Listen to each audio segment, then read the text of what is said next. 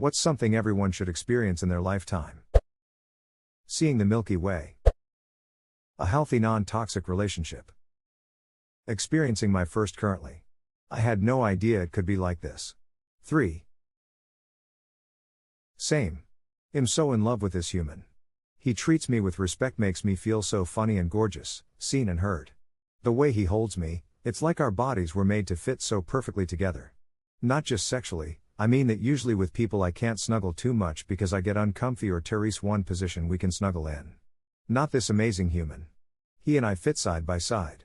The way our hands feel together, the way our histories have so many similarities. Yet we are still comfortable in our own lives and are not codependent. We always have a great time together, we just talk and cuddle and have great sex and make each other laugh constantly. I spent over a decade with the wrong kinds of people who treated me very poorly. People who made me anxious and afraid. I didn't know it could feel this way. I didn't know I could feel this much like a person is home. Edit, this blew up in a way I was never expecting. I'm gonna have to share this comment with him now. Love to you all and thank you so much. 13 years in an abusive marriage, 4 years in anatherapy, finally found someone who makes me feel safe and appreciated. Love to you all, even the trolls. I love when people gush over each other, it reminds me it is not all gray. Those of us that are happy aren't on social media sites complaining about our relationships. It's easy to think all relationships are toxic if you're referencing social media. Looking at a clear sky full of stars. Done that on a beach with a clear sky on a starry night and saw 5 shooting stars in 10 minutes. I was fully amazed. Out of curiosity, do you remember what month of the year that was? You might have seen a meteor shower. Some of the best showers can get upwards of 2 a minute. It must have been in July or August last year, in 2020. On the coast of the Black Sea in Romania to be more specific. Perseid meteor shower. It goes on during July to August. Peaking around the second week of August. This guy showers. Getting a hug from someone who has been waiting all day to see you. Living by yourself. Living alone makes me extremely happy, peaceful and calm.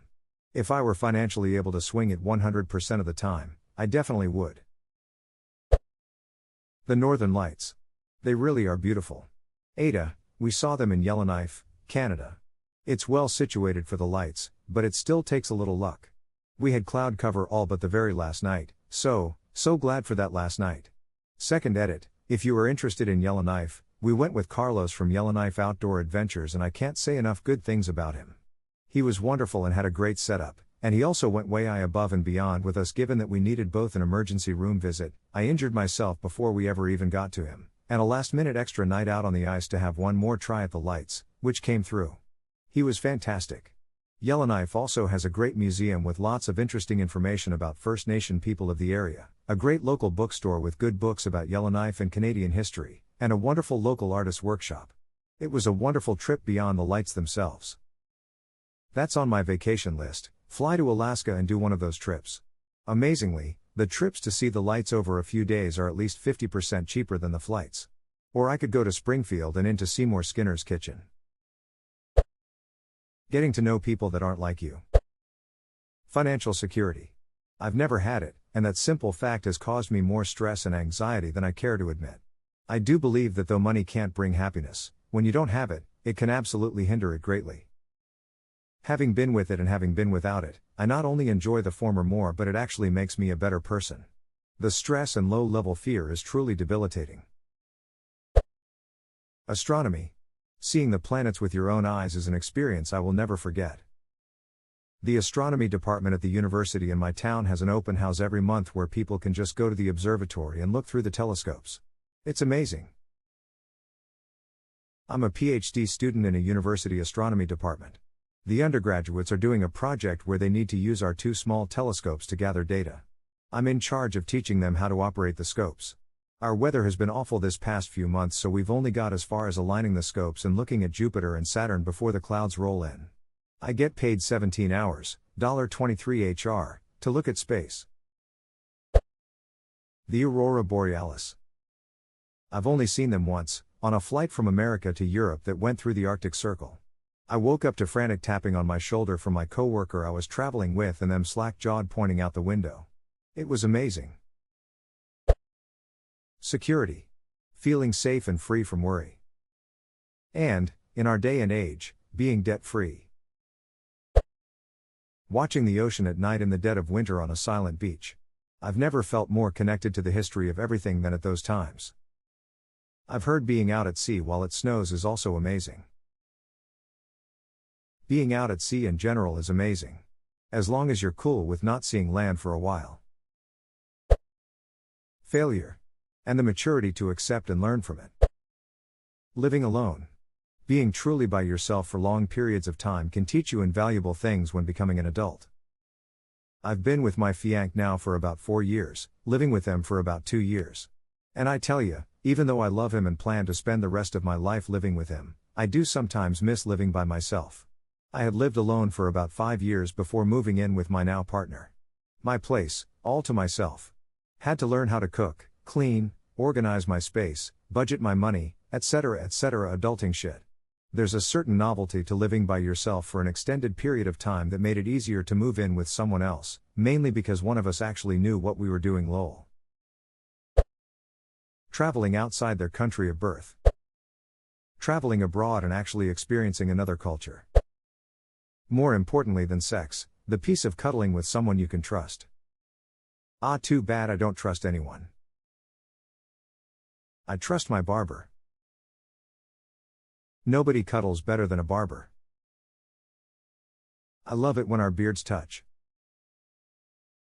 I made my barber shave his beard, it kept tickling my thighs. Love. Might sound depressing, but it's not meant to. Losing the fear of death. It wipes away all cares and lets you be free. The question is, how the heck do I get to that point? Been trying for years. I first came to realize that once I'm dead, I won't be able to feel sad, regret anything, or feel any physical emotional pain. The worst parts about dying occur in the moments leading up to the moment right before you actually die. I don't fear death itself, but I do fear the pain that may occur under some circumstances in which I could die. I don't really fear the idea of dying in circumstances like a car crash, because in those cases the death seems relatively instant. In the case of something like terminal cancer, I think I would probably just accept that my time is up and try to end things on my own terms as peacefully as possible rather than painfully succumb to a disease. See, my thing is, I'm just scared of not existing, like how the hell would that feel? Scares the shit out of me. Same. It's less the moment of death, etc. I just love existing so much. Interesting. I'm not worried about not existing, as I won't be aware of it. The moment of dying is exactly what is the scariest for me. I'm not afraid of death, I'm afraid of a painful death. A massage, not sexual in any way though. A relaxing massage of the back, thighs, legs and feet. It's truly refreshing and you feel new and energized. Unless you happen to be extremely ticklish, find yourself with a case of the giggles which only makes you so uncomfortable that you giggle more, at which point you find yourself in an endless 15-minute giggling freakout and vow never to show your face in a massage parlor again because you're so embarrassed. Not that I know. Yay, that's on the mount. They should go broader pressure to prevent that from happening. There's training about tickles because the last thing you want in a massage is the muscles to spasm contract like that. Snow. I still have never felt it. You are welcome to shovel my driveway at your heart's content, internet friend. Why do it at one driveway, when you could do it at another? Feel free to come by my house, friend.